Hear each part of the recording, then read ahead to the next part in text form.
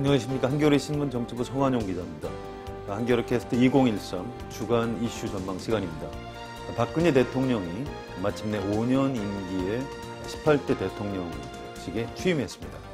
국민의 한 사람으로서 진심으로 축하드리고요. 반드시 성공한 대통령이 되기를 기대하겠습니다. 오늘은 박근혜 대통령 취임식 소식을 주로 전해드리고 최근에 가장 큰 문제를 일으키고 있는 박근혜 대통령의 인사 스타일에 대해서 얘기를 나눠보도록 하겠습니다. 도움 말씀을 위해서 정치부의 김외현 기자 나와 있습니다. 안녕하세요. 안녕하십니까.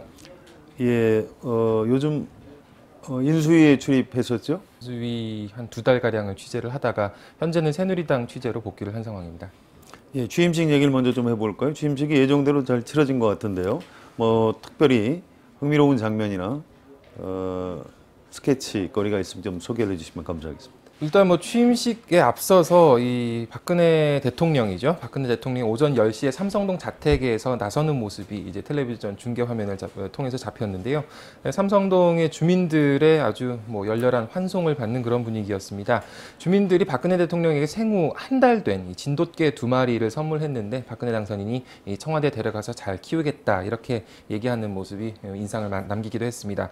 박근혜 대통령은 답례로 인근의 초등학교, 삼릉초등학교죠. 삼릉초등학교에 소나무 한 그루를 선물했습니다. 이 소나무가 앞으로 이제 앞으로 5년 동안 박근혜 대통령이 돌아오기를 기다리지 않을까 하는 생각이 듭니다. 예, 오늘 박근혜 대통령이 하루 종일 옷을 여러 차례 갈아입은 것으로 방송에 나오던데요. 우선 이제 아침 첫 일정이 박근혜 대통령 이 자택 주위의 주민들을 만난 다음에 바로 국립현충원으로 가는 일정이었습니다.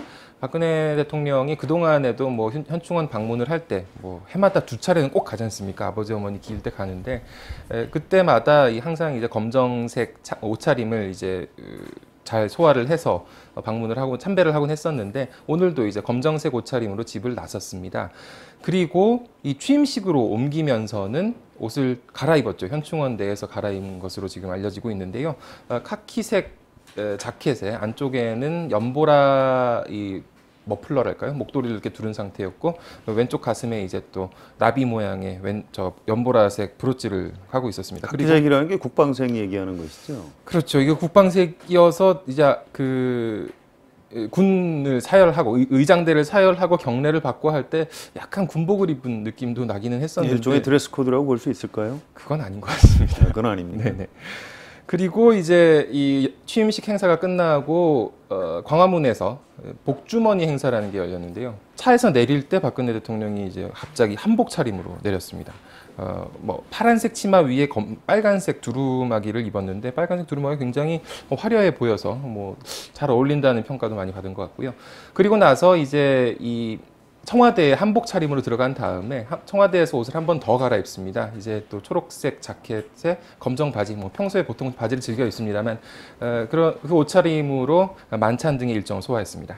김혜영 기자 개인적으로 오늘 복장 중에 어떤 옷이 가장 좀 뭐 멋이 있다 이렇게 생각을 했습니까? 한복이 좀 인상적이었습니다. 한복 차림을 예전 자료 사진에서 이제 그 박근혜 대통령이 퍼스트 레이디 시절에 청와대에서 한복을 입고 있는 그런 아주 젊을 때죠. 그렇죠. 예, 사진을 30 몇 년 전이죠. 네, 그렇습니다. 그때 사진을 본 기억이 나는데 그 이후로도 한복을 입고 공개석상에 나온 적은 있다고 합니다만 굉장히 드물지 않았나 싶고요. 오늘 뭐 아마도 많은 국민들한테 아주 깊은 인상을 남기지 않았을까 생각합니다. 박근혜 대통령이 이제 청와대에 살다가 79년에 박정희 전 대통령 서거 이후에 청와대를 나왔는데요.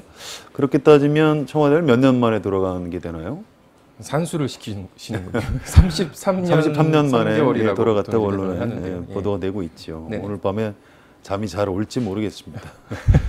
어쩌면 이 마지막 황제라는 영화를 보면은 이 어릴 적에 자금성에 살던 이 부위 황제가 나중에 이제 노인이 돼서 다시 찾아가서 그 자기만 아는 공간에서 서랍을 꺼내봤더니 예전에 숨겨놨던 곤충이 그대로 살고 있더라고요. 뭐 그런 장면이 있었죠. 혹시나 박근혜 대통령도 그런 게 있진 않을까. 그때 그 건물은 아마 바뀌었을 겁니다. 노태우 정부에서 청와대 관저하고 본관 건물을 전부 다시 지었기 때문에. 네, 알겠습니다. 알겠습니다. 자, 오늘 취임식도 중요하지만 아무래도 취임사가 가장 중요하다고 볼 수가 있는데요. 박근혜 대통령이 취임사에다 어떤 내용을 담았는지 좀 소개를 해주시면 감사하겠습니다. 네, 일단 제목은 희망의 새 시대를 열겠습니다라는 제목이었고요. 나온 단어를 보면은 가장 많이 나온 단어가 뭐 항상 그랬습니다. 국민이죠. 네, 국민. 그렇습니다. 57번이 등장을 했고요. 그리고 많이 나온 단어들이 새로운 14번, 희망 9번, 꿈 7번 이런 어떤 좀 희망적인 단어들이 많이 돋보였다 이런 평가를 받고 있습니다. 간판 대선 공약임에도 뭐 그 공약 국정 목표에서 사라져서 이게 좀 의지가 퇴색한 것 아니냐 이런 논란을 빚었던 경제 민주화도 두 차례 언급이 됐고요. 오늘 살아났죠. 네, 그렇습니다. 아주 강렬하게 들리더라고요. 저도. 예. 최근 북한의 핵실험 탓에 이제 한반도 안보 우려가 커진 것과 관련해서 북한 또 북핵이라는 단어가 많이 사용되기도 했습니다. 30차례 이제 박수가 터져 나왔고요. 전체 글자 수가 5,300자라고 하는데 이게 역대 취임사에 견주면은 분량이 크게 줄어든 내용이라고 합니다. 한 예로 이명박 전 대통령 같은 경우에는 8,700여 자였다고 합니다. 박근혜 대통령이 측근 실무진한테 이런 얘기를 한 것으로 전해지는데요. 사람들 추운데 주례사나 이런 것은 짧을수록 좋다. 20분 이내로 해서 임팩트 있게 간단하게 하면 된다라고 했는데 뭐 정말 20분으로 끝냈습니다. 예, 박근혜 대통령다운 그런 말이었던 것 같네요. 인사 얘기로 좀 넘어가 보겠습니다. 일요일 밤에 청와대 대변인 두 사람을 전격 발탁했는데요. 그중에서 윤창중 대변인은 처음에 당선인 수석 대변인으로 발탁이 됐다가 인수위원회 대변인을 시켰던 사람인데요. 이분을 왜 다시 청와대 대변인으로 발탁했는지 궁금증이 일고 있습니다. 혹시 공식 설명 같은 게 있었나요? 공식 설명도 없고 지금 이 공식적으로 발표를 한 상황도 아닙니다. 이게 이제 언론을 통해서 보도가 나온 다음에 오늘 이제 기자들이 있는 자리에 대변인 역할을 하면서 지금 이제 나타나는 그런 형국인데요. 예를 들어서 이제 윤창중 대변인 이외에 지금 또 한 명인 김행 대변인 같은 경우에 박근혜 대통령이 청와대에 이제 처음 첫 발을 들여놓는 그 순간에 모습을 보이면서 참 대변인 내정자라고 불러야 되는 건지 아닌지 기자들 좀 헷갈리게 만드는 일도 있었습니다. 공식 발표는 없었군요. 아직 없었습니다. 예, 아무래도 그 인선 배경이 궁금한데요. 윤창중 대변인은 좀 극우 성향이고요. 그런데 그 정도가 너무 심해서 좀 보수적인 사람들한테도 저 사람을 청와대 대변인으로 쓰는 것은 곤란하다 이런 비판이 있었는데요. 자, 박근혜 대통령이 무슨 생각으로 윤창중 대변인을 다시 청와대까지 데리고 간 건지 자, 분석이 좀 필요한데요. 김혜영 기자는 어떻게 생각하십니까? 박근혜 대통령이 각종 정보를 다루는 방식을 보면 이 보안이 유지된 상황에서 본인 관점에서 이 완성이 됐을 때 그때 이렇게 공개하는 그런 형식을 선호하는 것으로 보입니다. 언론을 활용한다거나 뭐 그렇게 해서 여론을 떠본다거나 이러는 방식을 극도로 싫어하는 것으로 보이는데요. 어떻게 보면 이제 공적 검증 체계보다는 본인이 자신이 들 때까지, 본인이 만족할 때까지 발표를 미루는 그런 성격으로 좀 볼 수 있을 것 같습니다. 윤창중 대변인 같은 경우에 인수위 대변인 활동을 하면서 이런 구실은, 이런 역할은 제대로 수행했다는 평가를 받을 수도 있을 것 같습니다. 끝까지 입을 닫고 있다가 발표 순간에 이걸 이제 그 정보를 기자들한테 풀어놓는 방식이었던 건데요. 그런데 이제 이게 과연 윤창중 대변인이 모든 정보를 다 알고 있는 상황에서, 모든 정황을 다 아는 상황에서 필요한 단계에 기자들한테 필요한 정보를 준 것인지, 아니면 제대로 본인도 정보를 잘 갖추지 않고 잘 모르는 상황에서 누가 이렇게 불러주는 대로만, 누가 적어주는 대로만 읽은 것인지는 확실히 뭐 알려지지 않고 있는 상황입니다. 만약 전자라면은 이게 박근혜 대통령과 코드를 아주 잘 맞추는 그런 명 대변인이 될 수도 있겠습니다만, 후자라면은 그저 뭐 앵무새 역할일 수도 있는 거고, 특히 대중적 이미지도 그렇게 좋지 않은 앵무새 역할에 그칠 수도 있는데, 뭐 후자일 가능성도 배제할 수 없고 또 그걸 의심하는 사람도 많은 상황입니다. 예, 그런데 윤창중 대변인이 가끔 젊은 기자들한테 언론계 동지들 이런 표현을 쓰던데요. 개인적으로 김혜영 기자 그런 얘기 들으면 느낌이 어떠십니까? 부적절하다고 생각하고요. 글쎄요, 이제 기자들과는 반대편에 서 있는 분으로서 자각을 좀 하시고 정체성을 좀 분명히 하셨으면 좋겠습니다. 예, 또 여성 대변인이죠. 김행 씨가 발탁이 됐는데요.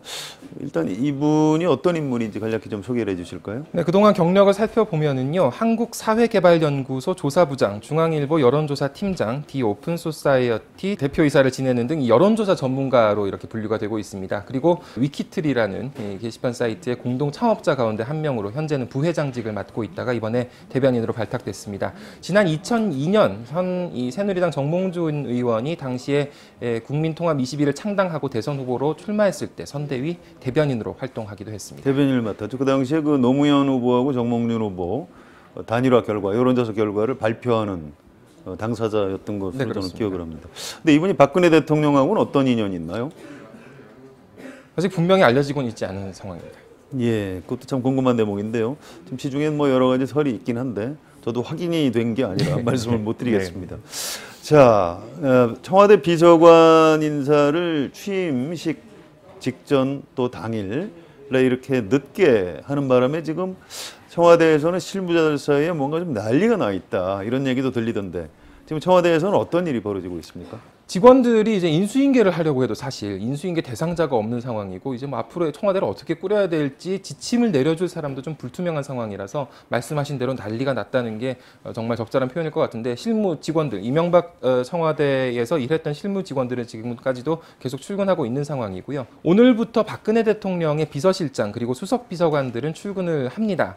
그리고 그렇지만 청와대 보좌진의 허리에 해당된다고 볼 수 있는 이 비서관 진용이 짜이지 않아서 아직 굉장히 난감한 형국이라고 볼 수 있을 것 같습니다. 박근혜 대통령 같은 경우에는 이 취임식 직후에 청와대에 들어가서 외국 특사들도 연이어 접견을 하고 있는데요. 이명박 정부 직원들이 이런 걸 지금 전부 다 일정을 소화하고 행사를 다 진행을 하고 있는 상황인데 야구로 치면 이게 플레이볼은 선언이 됐는데 감독이 점 찍어 놓은 선수 명단을 아직 공개하지 않은 그런 상황이라고 볼 수 있을 것 같습니다. 국회 청문회를 거쳐야 되는 내각은 여야 이견으로 구성이 늦어질 수 있겠지만 임기가 시작됐는데도 임명과 동시에 시작할 수 있는 이런 비서진을 구성하지 못한 것은 직무유기가 아니겠느냐 이런 지적도 나오고 있습니다. 근데 왜 그렇게 늦을까요? 이유가 뭐라고 생각하십니까? 청와대 핵심 관계자 얘기가 있습니다. 행정부처 1, 2급도 인사 때 공식 발표를 하지 않을 거다. 또 35명 비서관 숫자가 많아서 공식 발표하는 건 바람직하지 않다. 이런 얘기를 한 적이 있었는데 이런 방침을 유지하면서 취임식 전후를 활용해서 어떤 비서관 진용을 그 일정에 묻어가는 형식으로 지금 인사 전략을 짜고 있는 것 아닌가 이런 시각이 많이 나오고 있습니다. 이게 결국은 청와대가 이런저런 검증과 비판을 피해가기 위한 꼼수가 아니겠느냐는 건데요. 예를 들어서 윤창중 대변인처럼 많은 비판을 불러올 수 있는 인사라든지 또 문고리 권력이라고 많이 불려왔던 측근 보좌진 3인방을 현재 지금 비서관으로 등용한 것으로 알려지고 있는데 그런 비판을 좀 피해가기 위한 것 아니겠느냐 그런 관측은 나오고 있습니다. 네, 박근혜 대통령이 취임한 날인데요. 여러 가지 걱정을 하지 않을 수가 없는 그런 상황인 것 같습니다. 저는 이렇게 생각합니다. 박근혜 대통령은 원칙과 신뢰의 정치인입니다. 원칙과 신뢰 때문에 대통령에 당선이 됐습니다. 그런데 정치에서 원칙과 신뢰는 상대방에서 반대편에서 바라보면 독선과 불통이 되기도 하는 것입니다. 박근혜 대통령이 국민들 편에 서 있을 때는 원칙과 신뢰의 정치인이지만 국민들과 반대편에 서는 순간 독선과 불통의 정치인이 되는 것입니다. 박근혜 대통령은 취임 전에 검증도 제대로 하지 않은 상태에서 국무총리와 장관 후보자들을 지명을 했습니다. 또 청와대 비서실은 예스맨들로 채워나가고 있다 이런 비판이 있습니다. 잘못된 인사를 바로잡으려고 하기보다는 자신에게 충성을 바치는 인사들을 끝까지 포기하지 않으려는 좀 이상한 모습까지 보이고 있습니다. 이건 뭔가 좀 잘못된 것 같습니다. 그렇지만 박근혜 대통령은 국회의원을 5번이나 지낸 정치인입니다. 정당 정치, 의회 정치의 중요성을 누구보다도 잘 알고 있는 사람이기를 기대해 봅니다. 대화의 정치, 타협의 정치, 그리고 소통의 정치를 기대해 보겠습니다.